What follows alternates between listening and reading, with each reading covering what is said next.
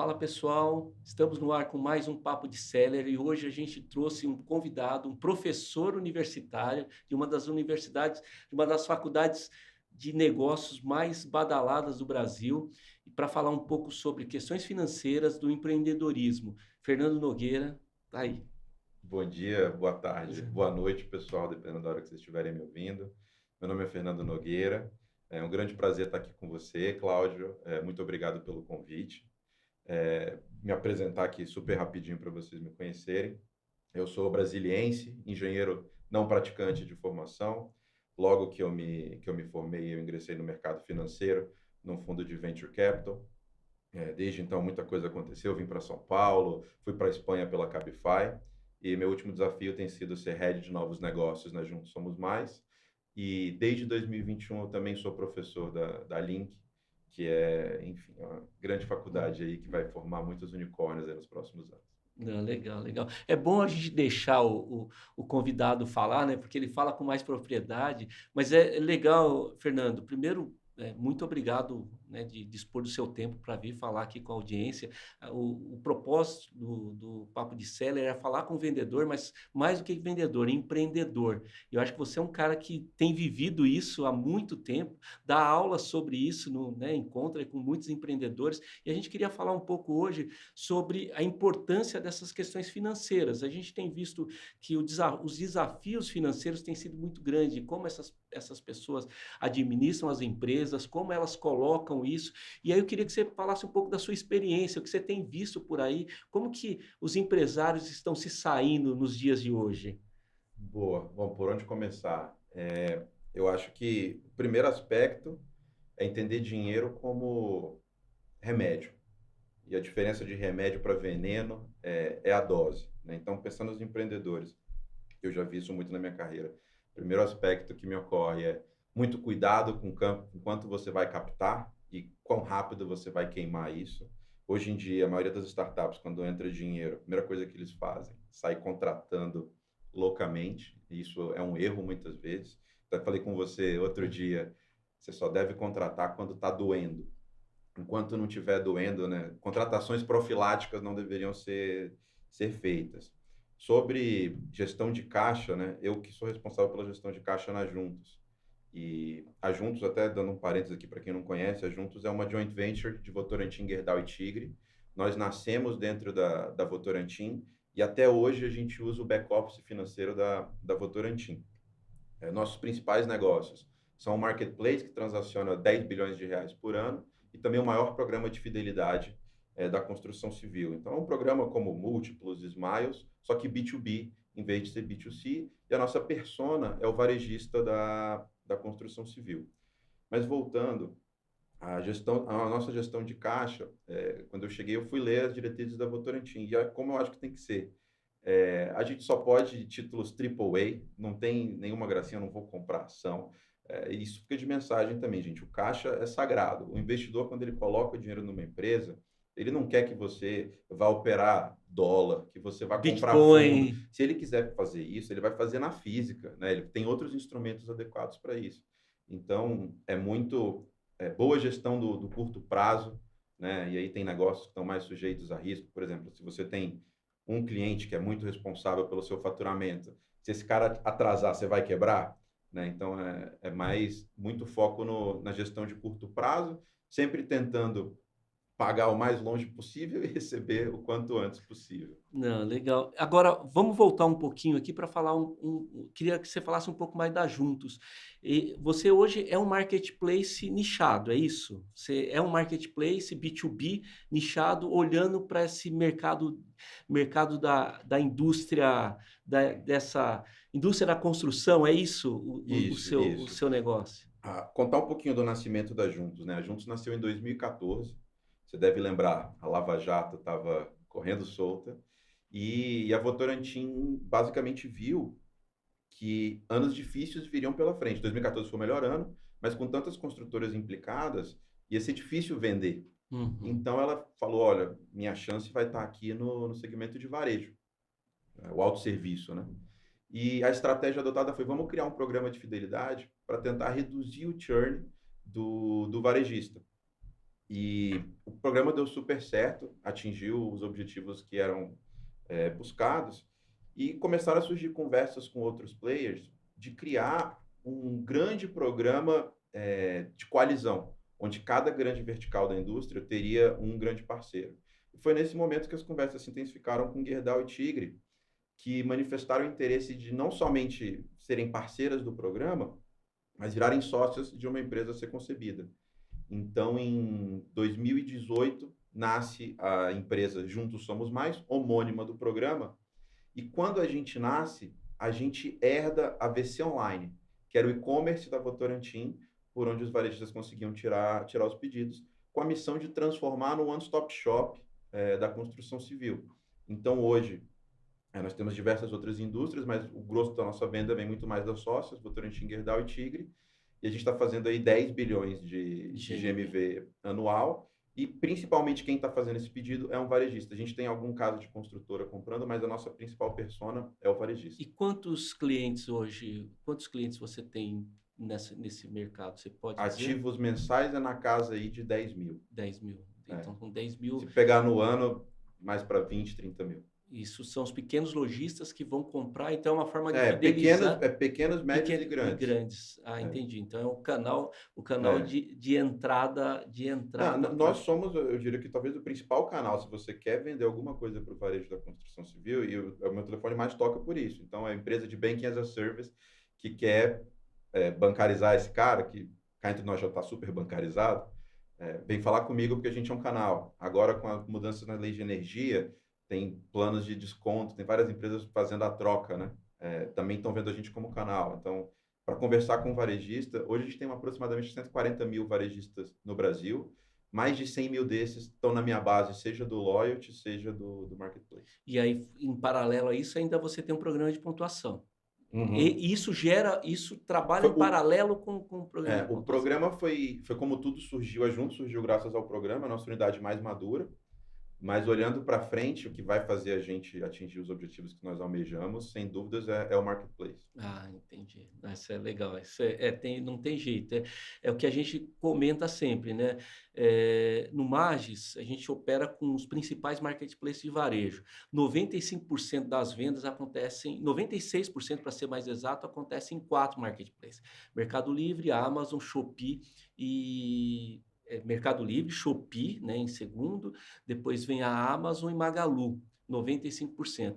Mas aí a gente está falando de um mar aberto, que vende de tudo. Agora, quando você começa a olhar, assim, fala, cara, de repente você, dentro do seu segmento, você bate vários desses caras, né? O marketplace de nicho é uma coisa que você acha que é uma tendência começar a ter também esses marketplaces de nicho, Fernando? Sim, acho que tem muita essa discussão, né? Marketplace é winner takes it all, a Amazon no final vai dominar tudo. Mas o que eu tenho visto, meu sentimento, é que dependendo da vertical que você atua, você quer cada vez mais personalizar a sua jornada para aquilo. E você acha que tem bastante espaço para players nichados baterem de frente com a Amazon. Eu vi, não faz muito tempo, de uma das Big Three consultorias, um documento que era basicamente um slide mostrando diversas verticais, a vertical pet, vertical só de sneaker, de material esportivo, de suplemento, mostrando que o maior player, o player que ganha nesse nicho, consegue bater de frente com a Amazon. E aí, claro, quanto mais recorrência, quanto mais motivos um cliente tem para ficar voltando naquele cara, mais faz sentido ter esse nicho.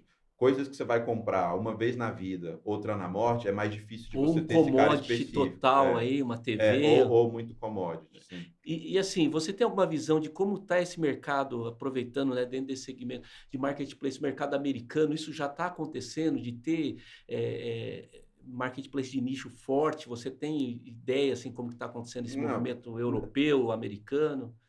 Talvez falte aqui alguns exemplos, mas isso está repleto. E a gente vê cada vez mais grandes marcas indo também para o D2C, né?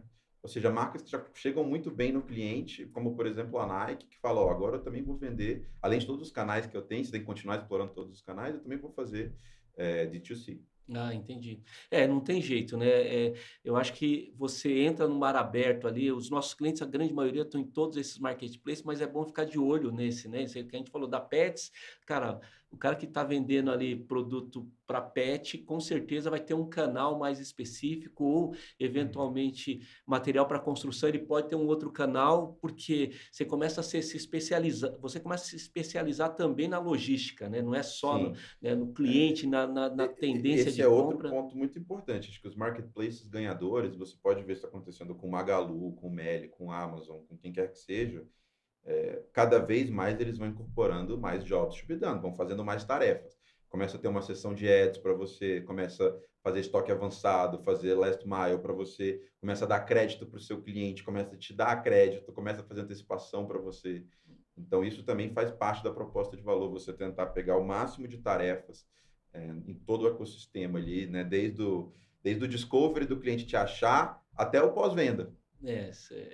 Isso é importante, até porque eu penso que olhar marketplace de nicho, mais nichado, também pode te ajudar a melhorar um pouco mais a margem, né? Porque às vezes você tem um cara lá que está se aventurando, vender tudo e ele não quer ganhar dinheiro, ele não sabe como produzir, como entregar, e o seu cliente não, o seu cliente principal que está disposto a ter um serviço melhor e pagar até um pouquinho mais, ele não está lá na Amazon, né? Ele não vai procurar. E é engraçado, Fernando, que eu estava conversando esses dias com um investidor.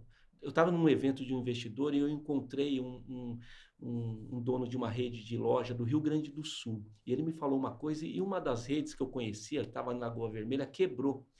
O cara tinha uma rede de varejo grande ali, né, mais perto de Santa Catarina, e quebrou. E o cara me falou uma coisa bem inusitada. Ele falou, cara, você sabe que eles quebraram e eles eram os únicos caras que não vendiam material de construção. Você fala, cara, mas isso era uma loja tipo Casas Bahia, né?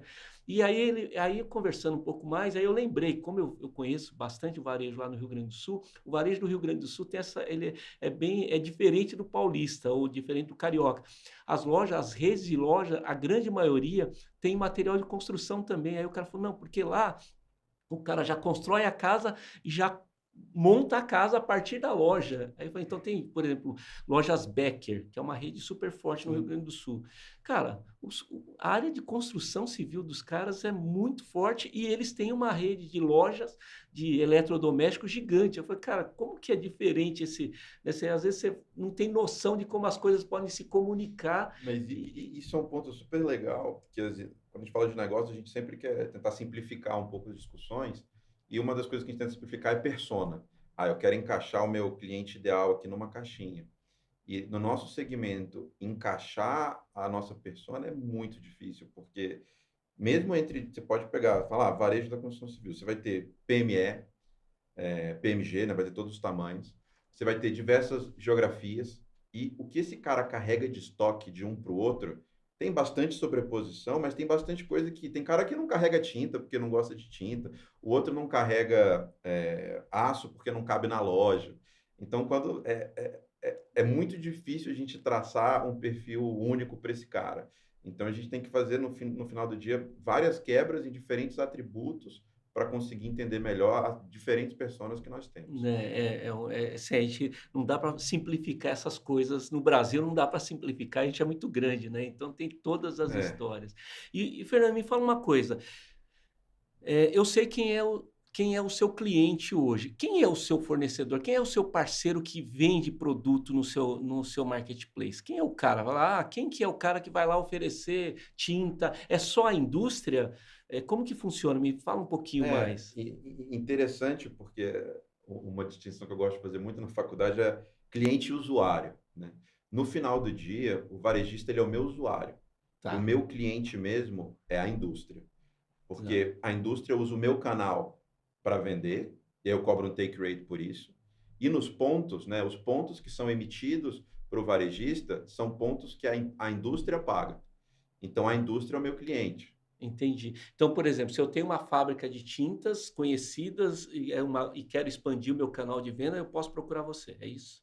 Eu Isso, como fabricante, não como distribuidor, como fabricante. isso. Esse é o cara que vai vender lá no seu canal. Hoje é um programa de coalizão. Hoje a nossa parceira é a Coral. Tá. E aí você é exclusivo, ele é exclusivo. No Loyalty, nós temos exclusividade, só pontua com a Coral. Ah, entendi. Mas, por exemplo, hoje, um fabricante de um produto dentro do segmento da indústria, dessa indústria, ele pode ser cliente, ele pode oferecer os produtos dele no seu canal de Sim, vendas? sim. Nós temos tanto indústria diretamente, né, Votorantim, Gerdau e Tigre vendendo por nós temos também alguns atacadistas que aí carregam, né, enchem o número de SKUs, né, uma indústria que tem muito Então, SKU. por exemplo, um cliente nosso como a Ismafer, que é importador e um dos maiores de ferramentas hoje no Se está Mercado vendendo Livre, para o varejo, poderia estar vendendo ele pode conosco. vender, e aí ele venderia para o lojista, o cliente final ali vai ser o lojista, não o consumidor final.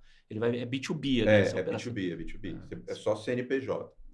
isso ajuda, isso pode ajudar ajudar essa questão de expandir um pouco esse mercado num outro modelo de negócio, Então, não, eu vou explicar por né? quê. Porque a missão da Juntos é muito de ajudar o varejo. Hum, Então, em hipótese nenhuma, a gente vai concorrer com esse cara. Agora, se eu fosse um empresário, sem uma empresa poderia nascer com esse intuito, tá? Eu acho que tem valor nisso que você está dizendo. Só no nosso caso, o nosso posicionamento é ajudar o varejo, até porque é a indústria querendo fortalecer o varejo. e nessa venda, Fer, aí que a gente vai entrar nessa questão de fluxo de caixa e tudo mais, hoje a empresa que vende na Juntos, ela, como que funciona essa questão de pagamento? O lojista lá, quem dá o crédito é você ou quem está vendendo? Ou não é crédito? Como funciona isso? Tem dois caminhos. Pode ser a própria indústria dando crédito, e nós também temos um parceiro que ajuda a dar crédito em alguns casos. Ah, Mas a entendi. indústria ainda é razoavelmente apegada a ela dar o crédito. Então é uma fricção, mas é um movimento que não tem como a gente não fazer, de cada vez mais querer como marketplace entrar, até porque a gente, sendo, né, o grande one-stop shop, a gente deveria ter a melhor condição do mercado para dizer quanto que esse cara vai ter de crédito. Porque pensa que você tem a Votorantim dando um crédito pro cara, o Gerdau dando outro, todo mundo dando, olhando só ali pro seu, né? Pro relacionamento com o cara. Eu tô numa posição que eu posso ver como esse cara compra de todo mundo e dá um crédito unificado para ele. É. Inclusive fazer um stop supply em caso de inadimplência unificado também. Então, eu imagino isso, É, né? Eu fico imaginando, se o cara está comprando de 10 ali, tem crédito com 10, falhou em um, você é o cara que vai sim. alertar todo o Mas nós sistema. ainda não estamos nesse estágio. Ainda estamos na briga para conseguir dominar cada vez mais essa parte do crédito. É difícil, né? Não tem jeito, é complexo, né? Ainda mais você está falando que você está movimentando 10 bilhões de GMV, é E é muito um negócio dinheiro. bom para as indústrias, né? Porque a inadimplência dela, dado o tamanho que elas são, a relevância que elas são como fornecedores, o cara, né, deixa de pagar a própria mãe, mas ele não atrasa o boleto da indústria. Até porque eu imagino que seja um negócio que a indústria, ele é um pouco mais pulverizado, um pouco mais não, ele é pulverizado. E ele alcança onde a indústria não vai alcançar nunca, né? Quer dizer, você está online, até eu sempre falo isso, né? Quando você fala do offline, a indústria ela sempre veio com representante e distribuidor, né? Então, e aquela história, o cara por ligar lá e às vezes não paga, né? Um cara, um depósito pequeno, ou um cliente pequeno ligar para a indústria, o cara nem acessa isso. E aí, nesse caso, não, você consegue dar uma Mas capilaridade é um gigante. negócio engraçado e que a gente vê, né, o nome da nossa unidade de negócio chama Loja Virtual, essa loja dos 10 bi. E trabalhando lá, a gente vê a importância do vendedor. Porque a última coisa que eu quero é tirar esse vendedor. Até porque o varejista dá um valor para esse cara que você não imagina, se ele gosta de ter o vendedor na loja dele. O que a gente quer fazer é dar produtividade para esse cara tirar pedidos online. Porque na prática o que acontece? O vendedor visita esse varejista em horário comercial. E eu diria que muitos varejistas perdem algumas manhãs por semana atendendo sendo atendido, né, por esse vendedor para tirar pedido. E aí, às vezes o vendedor abre o tablet ali no horário que ele poderia estar resolvendo alguma coisa, atendendo algum cliente e vai tirar pedido. Então a ideia é manter esse relacionamento, mas mudar um pouco o escopo, trazer o vendedor para trazer coisa nova, mostrar como vender, dar treinamento e menos ser um tirador de pedido, porque o nosso marketplace é muito mais eficaz para isso. Mas eu penso sempre o seguinte, né? Na minha análise de negócio, eu vejo que você tem uma questão de braço mesmo, né? Você fala, cara, somos 500 e tantos municípios no Brasil, você tem loja, você pode ter cliente no Brasil inteiro. A indústria nunca vai conseguir chegar em todo mundo, então talvez ela vá atuar ali naquela curva A, B, mas você tem um monte de cara que está nascendo que, cara, muitas vezes Sim, tem um sim. nível de dificuldade para Não, acessar, né? Então o que e vocês fazem isso é é muito um dos nossos importante. valores de ser o canal. Porque pensa que eu estou num canal que tem Votorantim, Gerdau e Tigre. Se você é uma indústria pequena, só de estar conosco, você está acessando um pool de clientes imenso, né, desses É. caras. Não, eu acho que vocês entregam muito valor para o outro cliente, né? A outra ponta do seu elo ali, que você tem a indústria como cliente, mas Uhum. você tem um consumidor ali, o cara que está comprando também. Às vezes a dificuldade para acessar uma indústria dessa daí é gigante, né? Então entrou lá, cara, a condição é essa, você vai atender esse, ou seja, você acaba juntando e contribuindo muito com o crescimento do mercado, né? Isso não tem como dar ruim, né? Sim, sim. Esse, Demora um pouco, nunca é tão rápido quanto a gente gostaria. Mas, inclusive, tradicionalmente, a indústria de construção civil, assim como mineração, é uma das mais atrasadas em se digitalizar. Mas a gente vê isso como uma oportunidade de, enfim, trazer mais eficiência para o mercado. Porque quando a gente pensa em marketplace, né, esse trabalho de marketplace, e o que você falou, cara, você não vai tirar o lugar do vendedor. Na verdade, eu vejo em duas situações, depende de quem é o vendedor, porque uma coisa é a Gerdau ou a Votorantim ter o vendedor, outras vezes é ou uma grande indústria, mas tem muito cara que é parceiro seu que não tem esse braço para alcançar um cara no interior de Minas ou no interior do Rio Grande do Sul, não vai ter nunca, né? E aí ele aproveita essa onda de estar presente em muito mais. Sim, Você tem quantos? Você falou que chega a ter 10 mil clientes no ano. mensais únicos. Então, cara, é muita gente, né? É muito. É Assim, muita gente. É CNPJ, né? Não é CPF, é aí que a gente CNPJ. pensa assim, é muito e pouco, né? É muito, assim, pô, é um número expressivo de clientes, mas pouco perto do potencial que tem ainda pela frente, né? Porque, cara, tem muita gente. Eu imagino que tenha Sim. muito Não, cliente. e se você for pensar, é sempre uma pessoa que está acessando um marketplace, seja ele B2B ou B2C. Eu tenho certeza que essas pessoas já estão no B2C comprando online. Então, a nossa missão é trazer cada vez mais essas pessoas para comprarem também E, no B2B, não só na física, né? Comprar também na jurídica.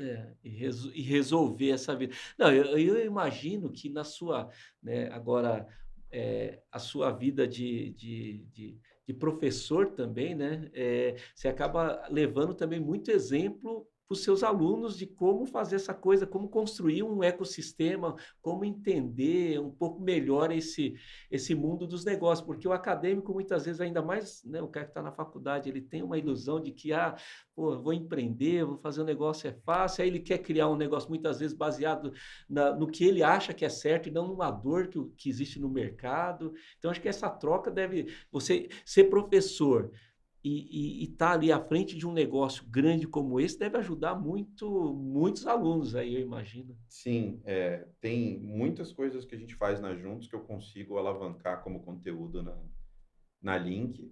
Uma que me vem aqui à memória, por exemplo, são MVPs. Então, a gente faz muito MVP na Juntos, de diferentes tipos. Fake Door, Mágico de Oz, Single Feature. Então, quando eu tenho uma aula que eu falo especificamente sobre diferentes tipos de MVPs, né? Para quem não sabe, MVP, Minimum É. Viable Product, é uma ferramenta para você testar um produto. Eu gosto de falar com o mínimo de esforço possível, você ter o máximo de aprendizado se o seu produto tem um fit com um determinado segmento da população. E minimiza bem o risco, né? Isso é para minimizar o risco. É É. sempre barato e rápido para você aprender o máximo possível. A gente costuma falar que muitas vezes é meio bambu com arame, né? Aquele primeiro protótipo, AV1.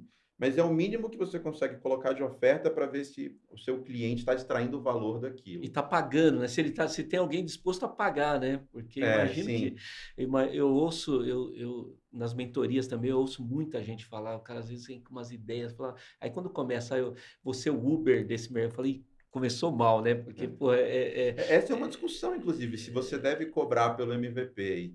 Acho que tem argumentos para os dois lados, mas eu tendo a querer que cobre desde o início, até por um alinhamento de interesse, assim, skin in the game, né?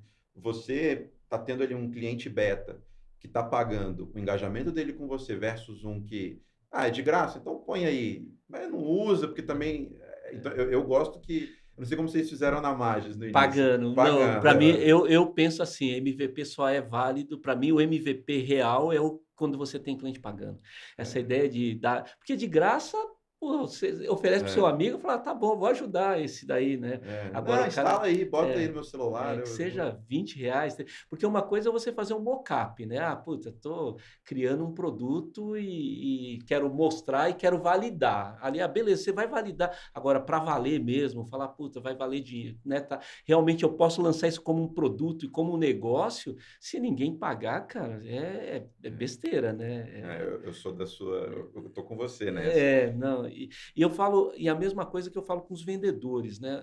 A gente tem um público, né? Os nossos clientes são vendedores, eu falo isso. Cara, antes de você importar um container, traz uma Começa amostra, cara, pequeno, né? começa Começa pequeno. pequeno, vale, porque às vezes o que que acontece? Não é só margem, né? Você tem um nível de dificuldade no mundo online de vendas, tem muito isso. Às vezes o cara vai falar, pô, eu tenho uma margem gigante nesse copo. Cara, beleza, você tem uma margem gigante. Só que é só vender. Como que você vai transportar isso? Vai chegar inteiro esse copo lá? Eu tenho casos de clientes que vendiam taças, que Uhum. aí eu na consultoria falei, cara, mas quantas dessa volta? Cara, pô, voltava 80%. Só que o gestor estava olhando só a venda. Ele não olhava o problema ali, porque o problema demora para. Aí quando você olha, cara, não importa a margem. Você pode ter margem que for, você tem 80% do produto está chegando quebrado lá. E não tem. Ou você. Aí ele falou, tem dois caminhos. Ou você vai ter tanto tempo para embalar, para ter uma chance de não chegar quebrado, ou você tira de linha. Aí você vai lá e fala, porra, é meia hora para embalar uma caixa. Eu falei, tá vendo como não dá mais lucro esse negócio? Então, validar não é só validar, falar, pô, beleza, tem margem, tem que ver os Você me problemas. lembrou de um case muito legal, como aqui também tem esse viés de empreendedorismo. Eu não vou lembrar o nome da empresa, depois vocês pesquisem e coloquem nos comentários. Mas uma empresa de bicicletas que era e-commerce, entregava na casa das pessoas, as bicicletas estavam chegando quebradas. E aí, com a solução deles foi, vamos embalar como se fosse uma TV e colocar frágil. Aí resolveu o problema, basicamente falando que Cara, era outra coisa. não tem jeito. E assim, acho que o mundo do empreendedor, às vezes o vendedor, ele tá lá, porque vender é um negócio tradicional, né? Compra e venda e tá ali vendendo. Então, às vezes ele não acha, ele esquece que ele pode também inovar, né? Que ele tem que buscar conhecimento o empreendedorismo, né? Você fala, pô, inovação, startup, às vezes vai trazer soluções, às vezes o cara tá vendendo ali no dia a dia e ele descobre uma dor que ele tem. E ele cria um produto a partir da dor. Eu tenho uma empresa que eu mentoro, que aconteceu isso. Ele é uma indústria, é uma indústria, e ele vendia os produtos e tinha muita gente pirateando o produto dele. Cara, ele falou, porra, eu preciso mapear quem está vendendo, usando a minha marca, porque aquela história, o produto começa a vender muito, não é uma marca tão conhecida, aí o espertão fala, cara, beleza, eu vou colocar lá a minha marca, MXT e boa, e Uhum. coloca no anúncio, só que o produto não é dele, né? É só tá usando a marca porque o produto já está hypado ali, já está vendendo. E ele criou uma startup, ele começou no online, vendeu online, aí nessa venda online, ele começou a falar, cara, tem muita gente vendendo meu produto e eu não sei. E aí, quando ele era como uma indústria, ele saiu do canal de distribuição e foi para a venda online, começou a ter conflito também. Porque ele falou, porra, o meu canal tradicional de loja está reclamando do cara online. Aí ele foi lá e, com um gerente comercial, criou uma solução que a ideia é mapear quem está vendendo o produto dele. Mas mapeia, falar, ó, tá, era para vender por 100, está vendendo por 90. Ele já é avisado, quem comprou já é avisado, resolveu o problema. No final das contas, atualmente ele está pensando, ele está abandonando a indústria e focando nesse negócio porque ele vê como uma possibilidade muito maior de ganho no E eu te futuro. digo mais, nós somos potenciais clientes dessa solução. Inclusive, depois me passa Não, o contato. e outras, né? Eu também era vendedor, né? Eu era vendedor em Continua, você marketplace, nunca deixa de ser continuo, nunca deixa vendedor. de ser vendedor, mas o Magis nasceu exatamente de uma dor que a gente tinha, que eu tinha. Eu falei, cara, como operacionalizar isso? Né? Como que eu vou fazer mais rápido e de forma mais econômica? Então nasceu o problema, e aí, a partir do problema, eu acabei olhando, achando essa solução, né? Conheci o Vitor, meu sócio, E hoje eu não vendo mais nada, eu vendo margens. 100% do meu tempo está dedicado a uma solução. Então, eu acho que isso é uma coisa bastante importante, né? Às vezes você está preso ali naquele modelo, você tem um problemaço, você resolve o seu problema, esquece que outras pessoas tinham o mesmo problema. Aí tem outra grande lição de empreendedorismo. Eu não sei se você sabe, mas a maior unidade de negócio que gera mais caixa para a Amazon é o AWS. E o AWS surgiu assim. Era um problemão interno. Inicialmente foi feito para resolver o problema interno. Quando eles resolveram, eles pararam e pensaram: cara, eu acho que mais gente tem esse problema. E aí a gente tem hoje Netflix, Zoom, todo mundo, né, rodando em infra, ou Amazon, ou Azure, enfim, O que seja, Google, mas né? essa solução era uma dor de todos, que começou, né, interna. Então, é uma boa validação de dor aquela dor interna. O próprio Slack também surgiu dor interna. O Slack era uma empresa de games e eles construíram um aplicativo de chat interno para os desenvolvedores do jogo conversar. Acabou que o jogo morreu e o Slack hoje tem alguns milhões aí inclusive a Juntos é cliente do Slack, que usam para uma ferramenta de comunicação corporativa. Não, é interessante isso, porque ficar de olho, eu acho que pô, deve ser super interessante você ser professor de uma faculdade de empreendedorismo. É a primeira faculdade de empreendedorismo É exclusiva no exclusiva Brasil, no no mundo Brasil. não, mas no Brasil sim. No Brasil, e porque você deve ter assim, deve chover um monte de ideia. Algumas você olha e fala, meu Deus do céu, esquece isso, e outras você fala, pô, vai longe, né? Tem como sucesso. Deve ser muito legal É. ainda mais você está falando com o público jovem, né? E um público com muita agência, né? O que mais me alegra de dar aula na Link é que são pessoas com muita vontade de fazer as coisas. E eles fazem, eles dão os pulos dele, eles são ousados, eles são cara de pau. Isso é muito legal. O cara tá E ali. são traços de um empreendedor, né? Que É, empreendedor que chega longe sem ser cara de pau, sem ser ousado, né? Sem ser questionador. Não tem jeito, né? Eu acho que assim, o conhecimento ele é a base de tudo, né? Então as pessoas, que eu sempre falo para os colaboradores, cara, se você não estudar, se você não se informar, e isso eu falo para os vendedores também, muitos vendedores que são amigos nossos falam, cara, não adianta, a sua vida não é vender. Se você ficar enfiado ali dentro do negócio, ali fazendo caixinha, fazendo anúncio, fazendo caixinha, alguém vai te atropelar. E as oportunidades estão aí, tem um monte de oportunidade. E muitas vezes você vai falar, cara, vai escolher esse bate-papo nosso, de repente o cara, eu tenho um mercado aqui, eu nunca tinha pensado em oferecer o meu produto no marketplace de nicho. Vai ser muito difícil no começo, mas o cara está chegando na frente, tá? Pô, eu vendo pet, será que tem alguém aqui que tem pet? E com uma estratégia bem clara, né? Porque acho que o conhecimento pode trazer isso, porque não é fazer igual, né?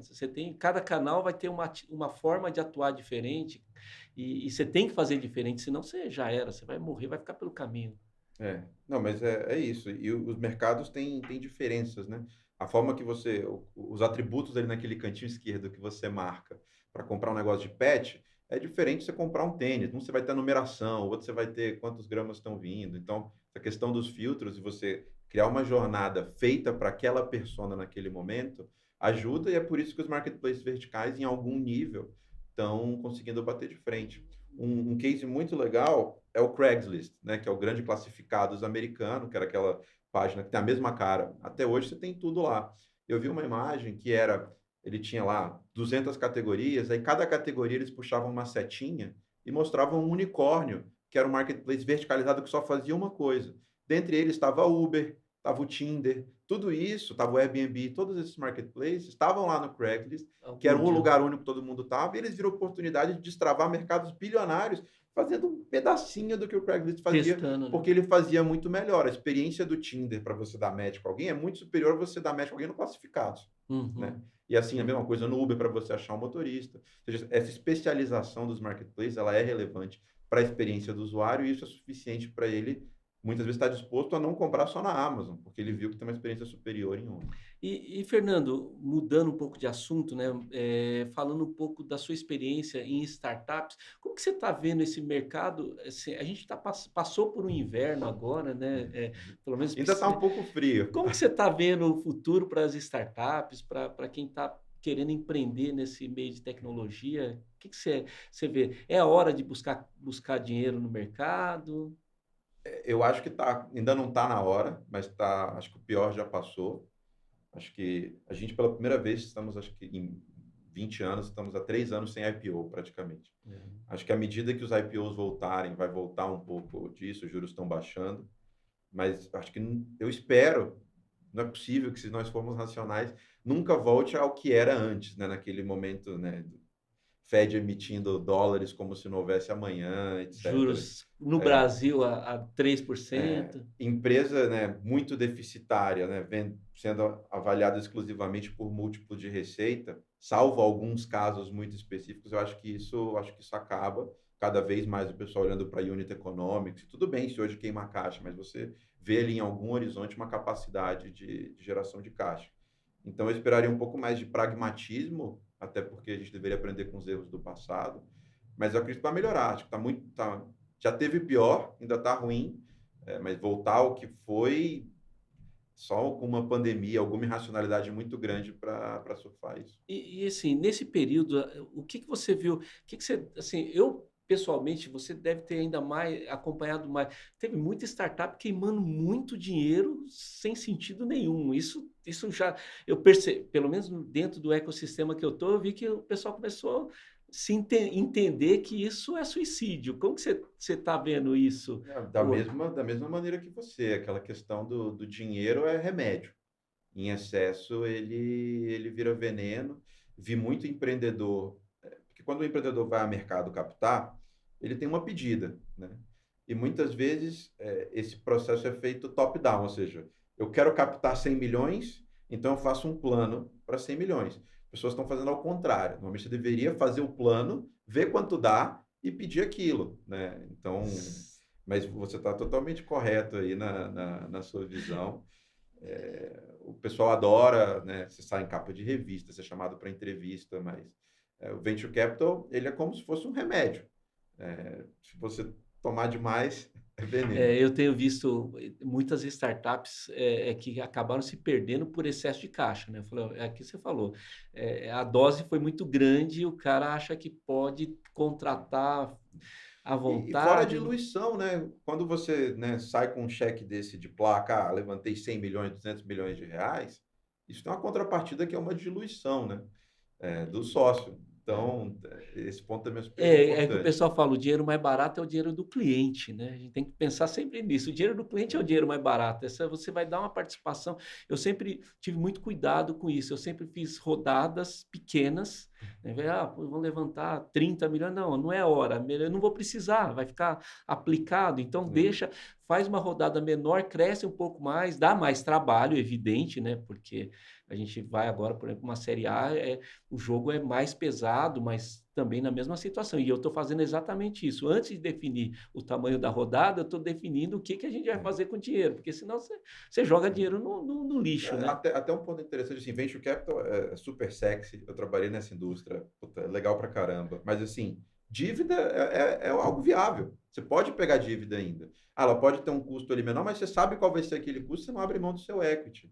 Fora também linhas de financiamento. Outro dia eu estava num call com um cara, a Finep está cheio de linha de financiamento para startup, a fundo perdido.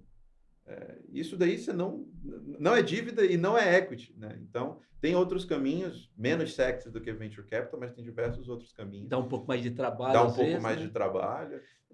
E uma outra coisa também que acho que vale sempre lembrar, né? E aí eu acho que não é só para startup. Eu empreendo há 30 anos que eu empreendo. E uma das coisas que eu sempre levei muito a sério são dois fatores: governança, né? Ou seja, cara, fazer o que tem que ser feito certo, e indicadores, né?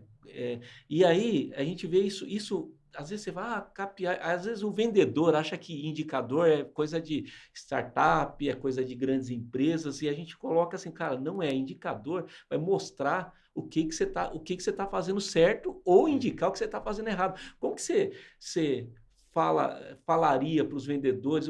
Como que você vê essa questão dos indicadores? Qual a importância real no dia a dia do negócio? Tá. Ó, vou falar dos indicadores mais genéricos, que o máximo de negócios acho que poderiam usufruir desse indicador. Acho que hoje o principal, unit economics. Então, você precisa ter uma empresa que o seu produto ou serviço seja vendido com uma margem positiva ou que o seu cliente tenha um LTV superior ao CAC. E aí, um dos erros mais comuns que eu vejo em unit economics de empreendedor é assumir que o LTV é a soma da receita de um cliente por 12 meses. Aí chama isso de LTV 12 meses. Mas o LTV tem que ser descontado de todos os custos que você tem para servir aquele cliente. Então, seria a margem de contribuição que esse cliente traz e não a sua receita.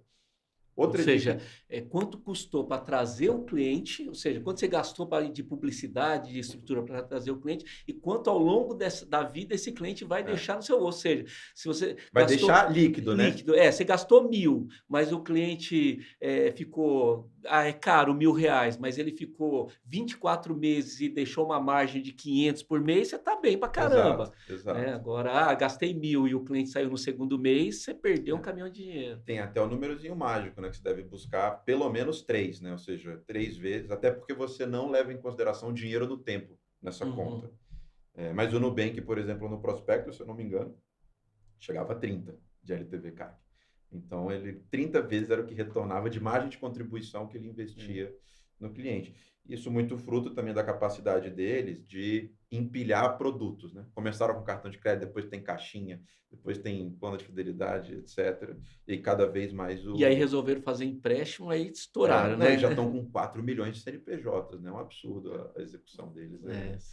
É para ter orgulho, né? Como Os caras brasileiro de uma empresa aqui, né? Tá Os caras entregando estão tanto. fazendo a lição de casa. Mas isso que você falou do LTV realmente é de se pensar mesmo, né? Não é o bruto, né? Quanto esse cara deixou ali descontado, deixou de valor final, né? Na última linha. E ainda nas métricas, acho que uma coisa muito legal também, especialmente aí mais focado aqui para seller marketplace, é ter as métricas muito claras no funil, entender onde você está perdendo venda, onde você está perdendo cadastro, o que está acontecendo, sempre tentar reduzir o máximo a fricção para o seu cliente. E eu perdi o esqueci o outro ponto. Não tem Perdão. problema, não tem problema. Eu acho que essa questão mesmo de indicadores, né? Porque não é só o indicador de quanto de lucro você está tendo. E aí é muito importante até a gente olhar, o cara que vende no marketplace, muitas vezes ele não percebe que ele ficou 100% dependente ali da Amazon, e ele não cria nada paralelo ali, fala, vou ter uma loja própria, e aí nessa loja eu começo a trabalhar recorrência. Por quantas vezes o cliente está voltando? Então, que é bem isso. Se não for um software ou um produto de recorrência, mas isso não quer dizer que não vai haver recorrência, né? A gente pega um exemplo do iFood. O iFood, ele está monitorando a gente quantas vezes por semana o usuário está entrando ali.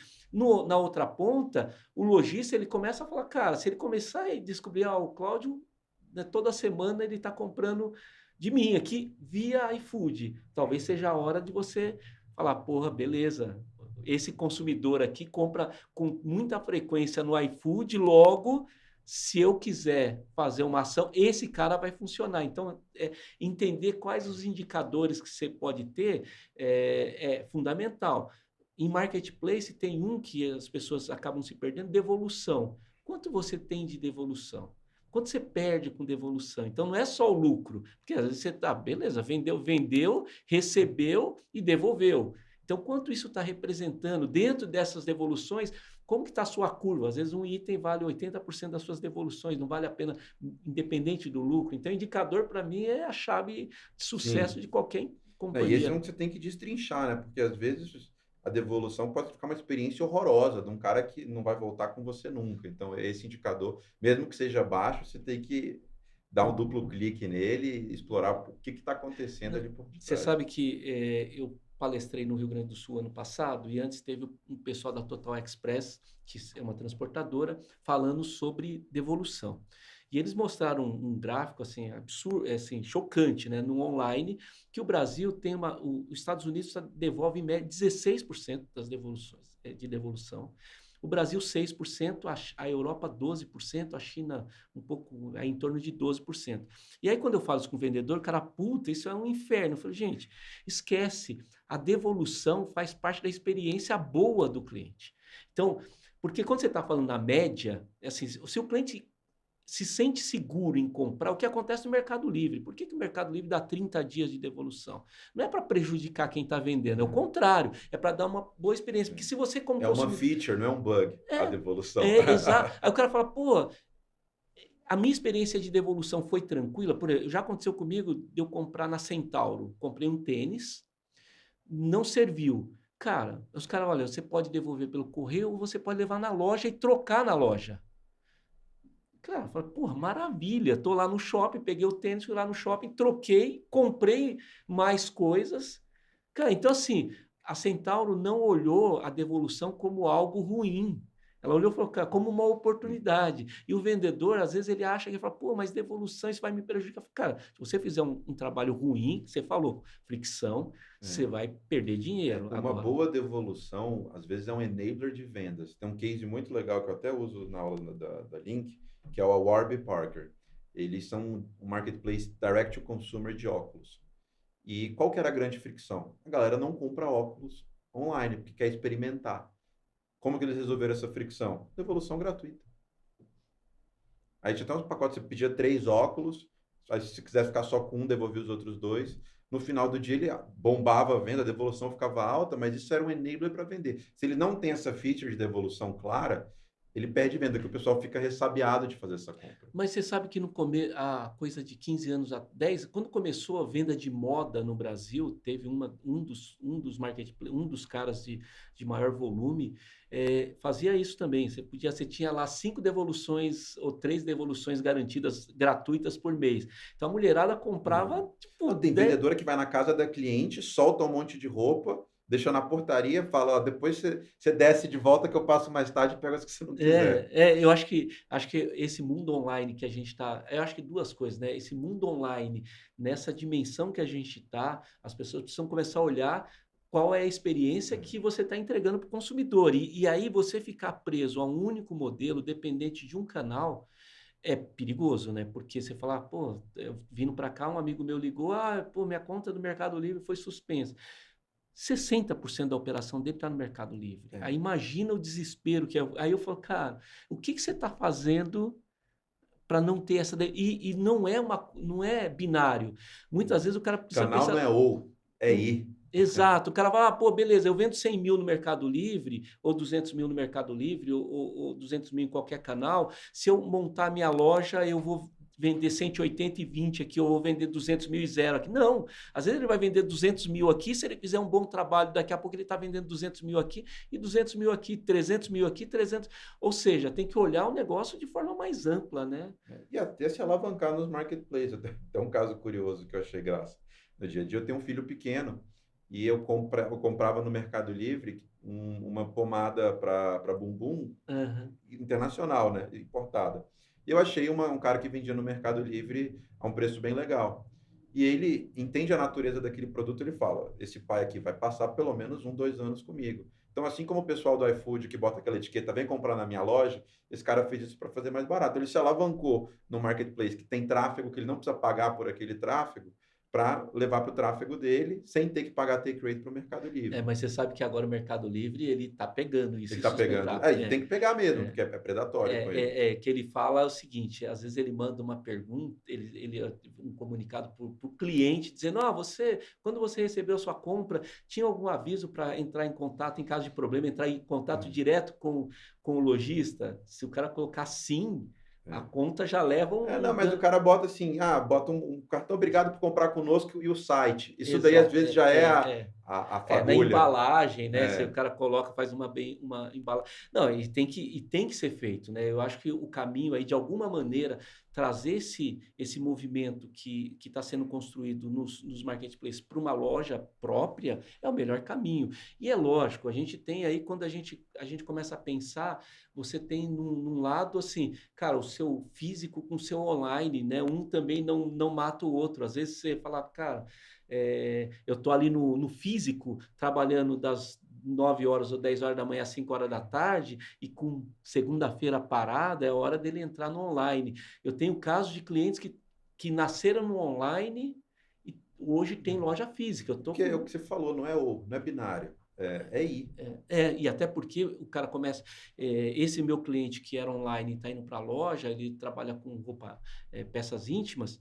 Cara, ele é muito forte no online. E o cara viu uma oportunidade no interior e falou: cara, pô, tem espaço pra caramba e eu já domino, não é aventura. Eu sei o que dá para fazer. Eu tenho clientes em autopeça também, que o cara, assim, tava online, tava físico, saiu do físico, foi pro online, só online, 100% online, era 100% físico, depois virou 100%. Aí ele percebeu que, cara, não é 880, ele tem que estar nos dois canais. E ele começou a olhar e falou, porra, voltou para o físico. E ele fala, porra, 50%, 60% da minha receita, um mês de um lado, outro mês no outro, ou seja, você tem que parar para pensar, porque senão você quebra a cara, né? Não tem jeito. Empreender um desafio diário, né? Se você ficar pensando, pô, deixa a coisa não acontece, né? A gente tem que ser intencional em tudo que a gente faz empreendendo. Exato. E acho que, assim, quando você olha dentro dessas startups, eu acho que a startup o que está trazendo trouxe, né? E agora, porque startup sempre existiu, né? Eu chamo de startup os empreendedores abusados, né? Que você fala, cara, a Ford um dia foi uma startup, né? O cara, pô, nasceu ali e falou, cara, vou quebrar, vamos mudar esse jogo aqui e vamos construir um negócio diferente, vamos construir um carro de uma cor só, porque para dar escala. Ou seja, é inovação, tá ligado à inovação. E não necessariamente com uma empresa de tecnologia. Você pode inovar em todos os segmentos, né? Em tudo que você faz na vida. Então, coisas como modelo de negócio, né? Tem muito espaço para inovação, né? Óbvio que você não vai ganhar uma patente por isso, nenhum Nobel, mas às vezes você pode ganhar muito dinheiro. Exato. Fernando, estamos finalizando aqui o nosso bate-papo. Acho que a gente conseguiu falar de tudo um pouco, né? E acho que isso é muito legal, porque a sua vinda aqui para falar, eu acho que o mais importante para a gente é para falar sobre essa questão de marketplace de nicho. É muito legal, porque tem muita gente que, cara, na boa, tem muita gente que está começando agora que não tem noção de que existe um mundo além desses muita oportunidade. Muita oportunidade. Então, acho que foi legal você falar um pouco disso. A gente conseguiu falar um pouco de startup, né, desse mundo de inovação, de startup, para quem também está, né, nesse mundo de inovação. Acho que muito legal. O papo foi muito bom e agradeço. É um prazer estar aqui com você, Cláudio. Obrigado pelo convite. Espero que todo mundo goste. Não, obrigado, cara, mais uma vez. Muito obrigado por ter vindo, ter dedicado seu tempo. Acho que as pessoas vão gostar muito. E se quiserem falar com você, tem algum canal aí? Ou você não está... Eu estou no LinkedIn, Fernando Nogueira, vocês me encontram. Mas eu não sou muito ativo nas redes sociais. No LinkedIn, então, você procurar o Fernando, tá lá. Eu tenho que estar em todos os canais, né? Então, no Facebook, ultimamente não adianta mandar mensagem lá, porque tá meio morto, mas no Instagram, no LinkedIn, eu tô sempre... Tá no TikTok? TikTok também não. Tem que ir pro TikTok. Cara, eu tô correndo, Fernando, na boa, assim. Tem que ir pro TikTok. Esse negócio aí, eu tenho medo de entrar. Os meus alunos, eu sempre faço uma pergunta, quem aqui tem TikTok? Levanta a turma, todo mundo levanta a mão, minha professora assistente levanta a mão, só eu fico com o braço abaixado. Então, essa geração mais nova... Tem que ir, né? O TikTok, a gente foi para o Instagram, né? O TikTok, para eles, viraram o nosso Instagram, e o Instagram virou meio que o Facebook. O cara olha assim um pouquinho de vez em quando. Facebook, essa galera nem olha, nem tem. Eu também nem olho mais, mas o TikTok eu tô... Você já é mais jovem.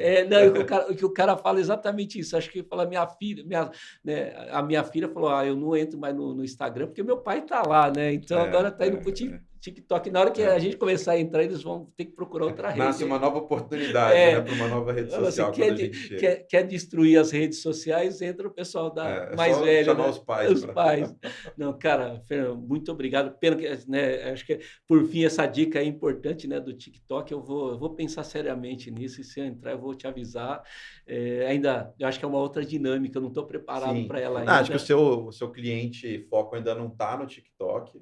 Mas daqui em breve ele vai ser um cara que está lá, e é bom, você vai ter que estar também. Eu não sei se não está, a verdade é essa. É provável que esteja já, e eu tô... alguma parte com certeza já está. Então, eu estou vacilando aqui, mas eu vou pegar essa dica aí, tá vendo? O importante é isso, ó. Dica aqui ao vivo, né? Ouvindo essa daí, mas eu vou colocar. Fernando, cara, muito obrigado mais uma vez pela sua presença. Acho pelo convite. O papo foi muito legal e vamos até a próxima. Pessoal, encerrando aqui o nosso bate-papo, mais um bate-papo, espero que vocês gostem. Um abraço.